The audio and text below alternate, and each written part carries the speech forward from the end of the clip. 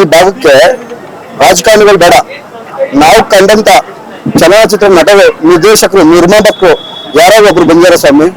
ಇಲ್ಲಿ ನಿಜವಾದ ಮಾತು ಹೇಳ್ಬೇಕಂದ್ರೆ ದರ್ಶನ್ ಅವರು ಅವ್ರೇನ್ ತಪ್ಪು ಮಾಡೋರು ಬಿಟ್ಟವ್ರು ನಮ್ಗೆ ಗೊತ್ತಿಲ್ಲ. ದರ್ಶನ್ ಅವರು ಇವತ್ತು ಜೈಲಿದ್ದಾರೆ. ಅವ್ರೇನಾದ್ರು ಒಂದ್ ವೇಳೆ ಹೊರಗಡೆ ಇದ್ದಿದ್ರೆ ದರ್ಶನ್ ಅವರು ಒಂದೇ ಮಾತು ಹೇಳ್ತಿದ್ರು. ಏನ್ ಮಾತಂತ ಹೇಳ್ತಿದ್ರು ಅವರು, ಒಂದ್ ದಿವಸ ನಾನು ಶೂಟಿಂಗ್ ನಿಲ್ಸ್ಬಿಟ್ಟು 15 ತಿಂಗಳಿಂದ ಬಿದ್ದು ರೈತನ ನಾನು ಕೇಳಕ್ ಹೋಗೋಣ ಅಂತ. ಯಾಕೆ ಸ್ವಾಮಿ, ಇನ್ನು ಬೇರೆ ಏನೋ ಹೀರೋಗಳಿಲ್ವಾ? ರಾಜ್ಕುಮಾರ್, ಶಂಕರ್ನಾಗ್, ವಿಷ್ಣುವರ್ಧನ್, ಅಂಬರೀಷ್ ಅವ್ರ ಕಾಲಕ್ಕೆ ಮುಗ್ದೈತಾ? ನೀವು ರೈತರು ಬೆಳೆದಂತ ಅನ್ನ, ಹಾಲು, ತರಕಾರಿ ತಿಂದು ನೀವು ಹೀರೋಯಿಸಮ್ ಮಾಡ್ತೀರಾ. ರೈತರ ಮಕ್ಕಳು ಫಿಲಂ ನೋಡ್ಲಿಲ್ಲ ಬೀದಿ ಬತ್ತೆ ಅಂತ ಬಾಯಿ ಪಡ್ಕೋತೀರಾ.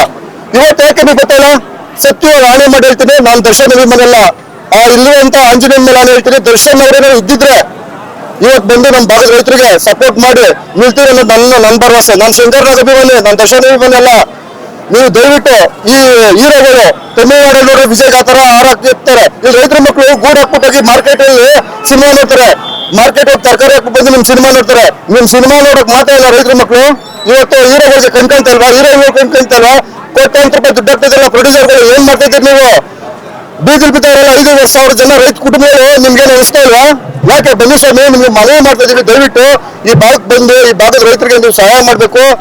ಈ ಕನ್ನಡ ನಾಡಲ್ಲಿ ನೀವು ಕನ್ನಡ ಆಂದೋಲನ ಇಟ್ಕೊಂಡು ನೀವು ಜೀವ ಮಾಡಿರೋಂಥವ್ರು, ಮುಂದೆ ಬಂದಿರೋಂಥವ್ರು, ಈ ಭಾಗದ ರೈತರ ಬಗ್ಗೆ ನೀವು ನಿಂತ್ಕೊಂಡು ಕನ್ನಡ ಮೇಲೆ ಏನ್ ಮರ್ಯಾದೆ ಕೊಡ್ತಾರೆ, ಈ ಭಾಗದ ರೈತರಿಗೂ ಮರ್ಯಾದೆ ಕೊಡ್ಬೇಕಂತ ರೈತರ ಸಂಘ ಮನವಿ ಮಾಡ್ತಾ ಇದೀನಿ.